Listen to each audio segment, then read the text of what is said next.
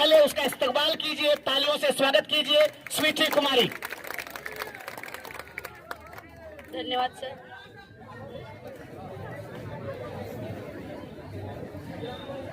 नौजवानों के दिल में जलती आग हिंदुस्तान है, शत्रु के वक्षस्थल पे कटता नाग हिंदुस्तान है, ये शौर्य है, बलिदान है, त्याग हिंदुस्तान है। नमस्कार, मैं स्वीटी गोस्वामी इसी विद्यालय की पूर्व छात्रा रह चुकी हूँ।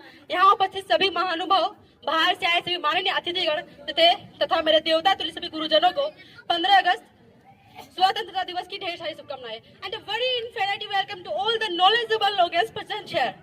आज 15 अगस्त स्वतंत्रता दिवस के शुभ अवसर पर मैं राष्ट्र निर्माण और देश प्रेम के उपलक्ष्य में आप सभी के साथ अपने कुछ विचार साझा करना चाहूंगी। मेरा हृदय आज आश्चर्य है कि मैं शुरुआत आखिर करूं तो कहां से करूं।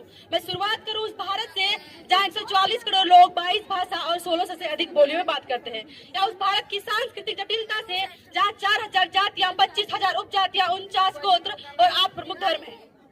Patriotism and national building what is, आखिर क्या है? इसी भारत की इसी जमीन पर 23 साल के शहीद आजम भगत सिंह की हिम्मत को भी देखी है, जहां अपने फांसी के फंदे को चूम कर गले लगाते हैं और अपनी शहीदी से इस देश में क्रांतिकारियों का नया सैलाब खड़ा करते हैं। इसी भारत की इसी जमीन पर आई लेडी इंदिरा गांधी के उस हौसले को भी देखा है जिनके व्यक्तित्व की नींव ही क्रांतिकारियों ने रखी थी, जिन्होंने आत्मनिर्भर भारत को पहली सीढ़ी चढ़ने के लिए इस देश को प्रेरणा दी थी।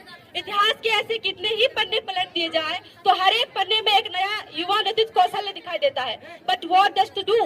मगर जब तक हमारे देश का युवा खालिस्तान पाकिस्तान जैसे नारों का समर्थन करता रहेगा, जब तक हमारे देश का युवा शिक्षा का महत्व देने के बजाय बुर्खा पहनने पर आने या ना आने पर भगवे बुरखे में लड़ाई करवाता रहेगा, जब तक हमारे देश का युवा सरेआम निर्भया की इज्जत उजड़ जाने पर हाथों में मोमबत्तियां लेकर सड़कों पर उतरता रहेगा, तब तक मुझे भारत की राजनीति बस बयानबाजी लगती है। अरे करा उठती है वो देशभक्ति जब मुसीबत में फंसे लोगों की जान बचाने से ज्यादा हम वीडियोस बनाकर अपने लाइक्स बढ़ाने में लगे रहते हैं।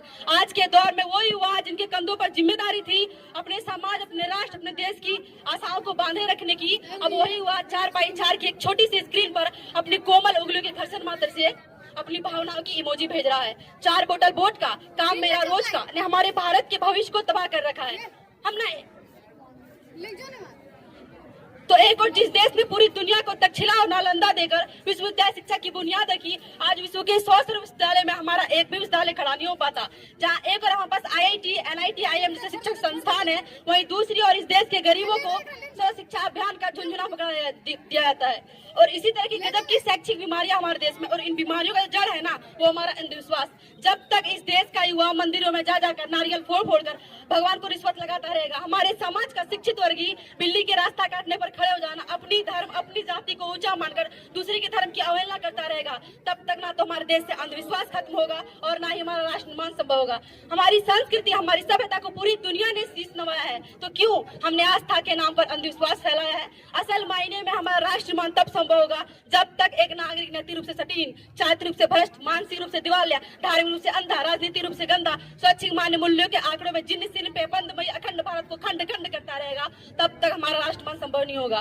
बड़ी बड़ी बातें नहीं, छोटी छोटी कोशिशें करनी होगी। Because I being Indian, I being student, I see but और बस प्राउड बी इंडियन। उठो जवान, देश की वसुंधरा पुकारती, ये देश है पुकारता, पुकारती माँ भारती। जय हिंद, जय भारत, जय जवान, जय किसान। धन्यवाद। Very good. ये अभी भी वर्तमान में भी प्रधानमंत्री है, जब तक